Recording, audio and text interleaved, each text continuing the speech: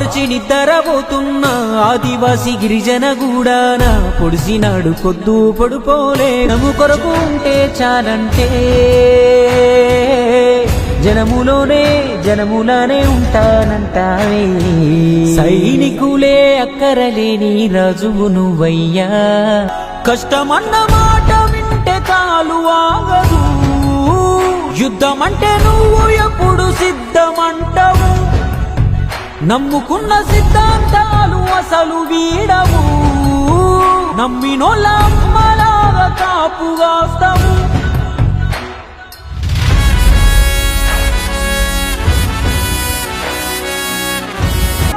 బతకడానికో బతుకు తెరువుకో రాజకీయమంటే ఒప్పగులే బతుకులు మార్చే మందుకైను బయలుదేరినావులే